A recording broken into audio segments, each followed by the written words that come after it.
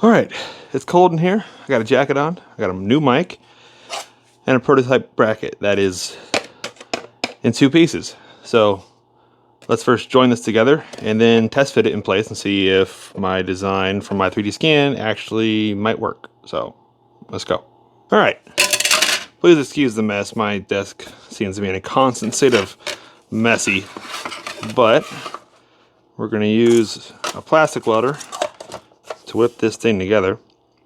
Where this thing mounts to is actually the location of the OEM tie-down brackets, so it's already really strong. However, those are on a curve on the frame rail, so I need to do some compound stuff here through sand cut sand. And the printer that I had this printed on was too small to print it all at once, so hence the 2 pieces. So we are going to plastic weld some stuff together here. Always do this in a, ventilated area as best you can. We're just going to melt these in and move them a little bit as they are drying. There we go. Typically want to do this in a pretty well ventilated area, which I am in currently. I have fans and stuff going in the background, but we're also not producing a terrible amount of fumes. This is only like the 3rd time I've used a plastic welder, so I think I'm doing all right with it. I'm just getting them in and just moving them slightly to get them underneath the plastic top as they cool. And that seems to pretty much do the trick for these 3D prints. This, of course, doesn't need to be super structural. It's just a test piece, a sanity check, if you will, to make sure we're all good before I spend either $200 on a pair for just myself or $1,000 on a batch of them for various interested parties. Which, if you do have a Mk1 Focus and you are looking for a splitter bracket, the design's available for purchase probably as of, I don't know, a week after posting this. Probably gonna post this tomorrow. And after I do some design changes, which I think I have spotted one already, it should be pretty well good to go. So let's get the back of this. How is it already here? Oh, dang.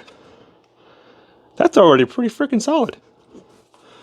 We're just going to put some as overkill, because why not? I got them.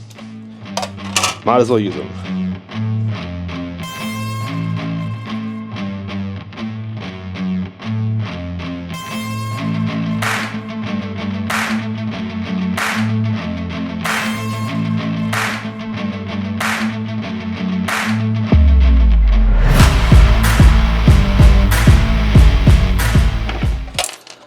All right, that came out pretty good.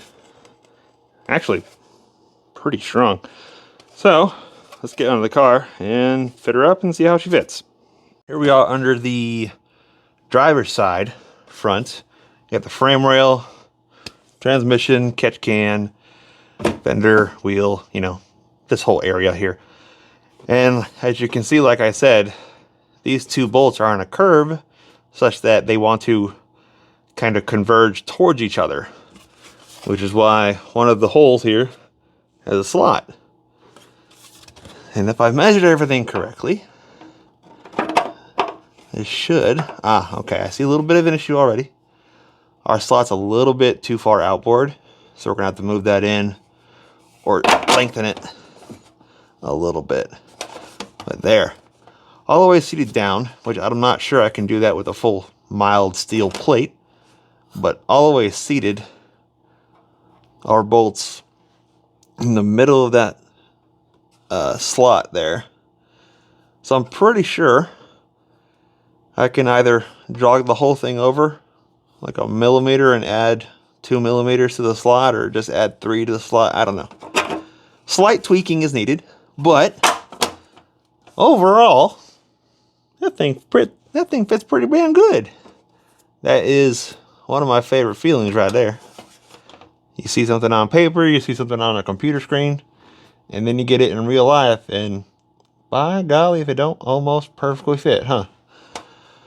Just a little bit of tweaking. I'm very glad I didn't order a set of these just verbatim as they are, because that would have been annoying and it would have been expensive, especially if I bought additional ones for other people. So that's good. This is why we prototype. This is why we get a test piece on the cheap that we don't really care about, but that can pretty much fit the bill for everything else. So let's actually go talk about design a little bit. Okay, this is the next day. In the process of editing the video, I realized I'd accidentally deleted this clip. So, bracket design. Of course, it's designed again to mount to where the OEM tie downs go to. You could, in theory, mount the tie down back over top of that. Haven't tried it yet. But this is designed to go to Professional Awesome Racing's splitter quick release bracket in their short version of it. Here's a picture of it. As you can tell, it's going to bolt up quite nicely. They had offered initially to kind of collab with me on it, but I kind of stopped hearing from them. And then I just made a post about this recently on the Facebook group. And the same guy, Matt, who reached out initially, reached out again saying, hey, I recognize that. Where did that end up at in terms of the project? So we might have that end up going out to them and having the brackets. Let me just do that real quick. Have the bracket available on their website. But that would require them purchasing the design from me wholesale. I don't know. Communication kind of fell apart when I inquired about how much I would be paid for said design. Because if I'm going to be paid like $250, I might as well just sell them myself at that point. Because I can make a bit more than that. So we'll see. But I'll make updates as that progresses, whether or not it's sold on their side or I sell it. If you're watching here, you'll find out. If you're on any of the focus Facebook pages, particularly track focused, you'll definitely hear when these become available either through me or them. So don't ask for them yet. They're not ready. But you can let me know in the comments whether or not you are interested in this. So, there's that. And for reference, these are designed to work with any Mk1 Focus chassis. That is 99 to 07. If you got one that's either pre-facelift or post-facelift, it's going to work because it just goes to the OEM tie-down bracket. For the Mark IIs or Mark IIIs, I don't know, because I don't got those on hand here to test it out. But for Mark Is, this is your guy. And I'm developing a front tow bar for down there, which is going to be used both to mount an additional set of the quick releases. That way you might not have to even run like splitter rods and stuff, and it'll be a much cleaner install. But that bracket's also going to double as a tow bar. So kind of pulling double duty there. That's in the early stages still. Here's a picture of it, but that's for later. Anyways, back to the previously recorded bullshit that I didn't delete, unlike this clip. So here we go. Okay, splitter bracket aside, I do have some other kind of minor stuff to go over. This massive chunkster of a plug is the former, or was a former, main loom pass-through for the Firewall. And I say Firewall because where this sits is kind of in the driver's side footwell up in the corner, which is very much the actual fender well. It's not the Firewall, it's the fender.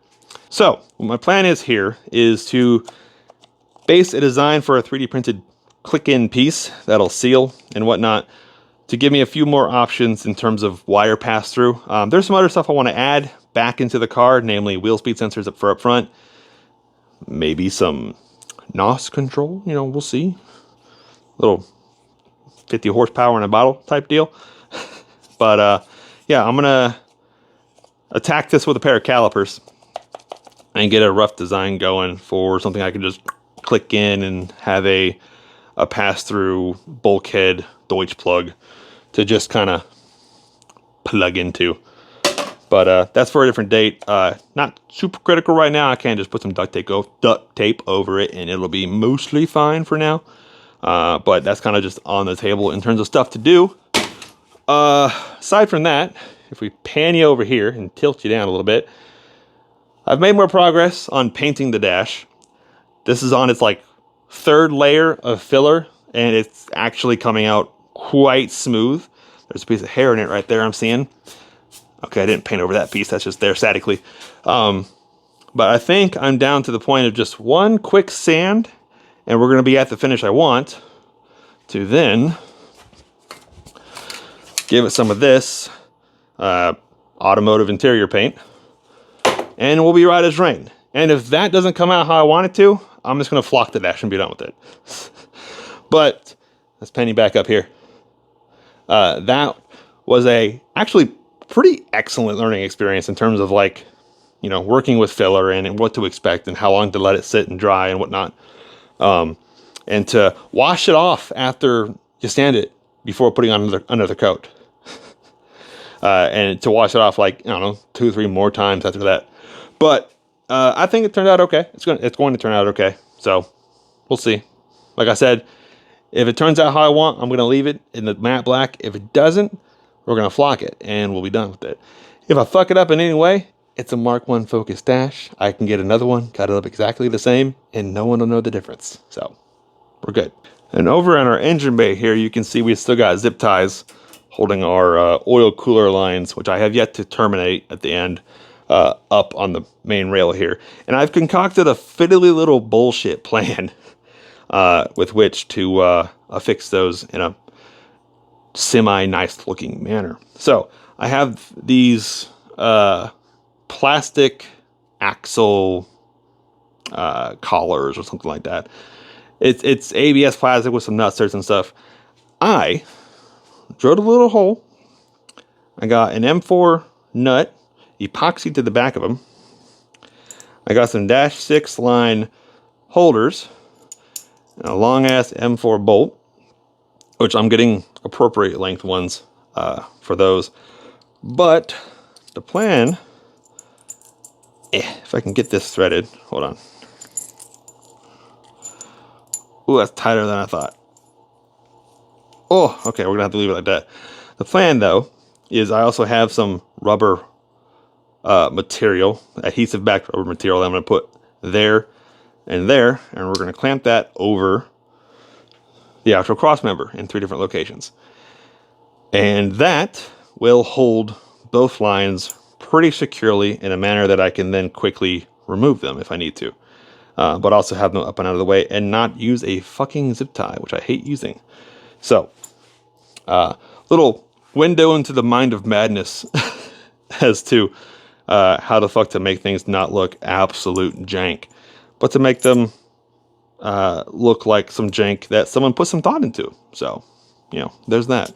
Okay, to add to the to-do list for today, just so I can see I set it on camera, so now I have to do it. We're going to get the air filter back on. We're going to tidy up some wiring in the engine bay, mainly replacing some really thin zip ties with some really thick zip ties, the intended ones that are supposed to go in place. We're going to reroute the alternator wire routing down below, which I don't know if I can show that. It's a little fiddly, but pretty much the routing I had before, the heat shield's now there. So I got to kind of rework where I want it to go. Aside from that, the engine bay is pretty much good to go. Just kind of need to plug things back in and make sure everything's going where it needs to go. Aside from that, but I already know in the cabin where everything's going to go. However, I have to get the dash done before I want to finalize all that for sure. But I recently got light bulbs, plugs, sockets, if you will, from Australia, from an acquaintance of mine, because my taillights are like an EU style aftermarket one, where the actual sockets for them are impossible to find here, and if you can find them, they're wrong. So I got those in. I got the lights in there, so I can finally do my taillight harnesses, which are going to go to a main junction in the back, and that's pretty much it. I need to figure out some more routing from driver and passenger back, just for that tail light and hatch wiring and whatnot. Also, the sunroof plug, which I remember because I just saw my sunroof in the camera here, or the hole where my sunroof used to be. But the sunroof delete plug, which is going to be a 3D printed piece initially. I'm going to get it. I'm going to, you know, filler it, sand it, fit it up, make sure it fits perfectly. Take that down, send it back to them. Then I'm going to get a carbon piece back. That initial print has now started printing. So we're on the way. Initially, it was 13 pieces, but now my guy just got a much bigger printer, so now it's just going to be 7 pieces, which is wild. But once I get those pieces in, I'm going to make that initial part, test fit it, like I said, send it back to him.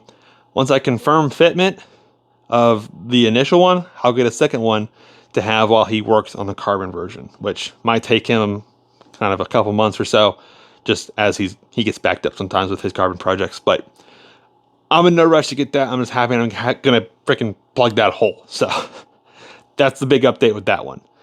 Aside from that, I'm trying to think. I mean, we really just got to figure out a little bit more wiring, put the dash back in, patch the hole, and we're good. Like, we can drive this thing around, which, I mean, we're gonna drive it right to a dyno. But yeah, I think that about wraps it up for this episode. Let me know in the comments your thoughts and opinions. Let me know in the comments if you are going to want one of these when they become available. They're not available right now, so don't ask me about it, but let me know if you want one. And like, comment, share, whatever. You know, get the video out to your other Focus friends who are weirdly into this chassis like I am. Aside from that, that's like the 4th time I fucking said that phrase this video. But yeah, let's roll an outro.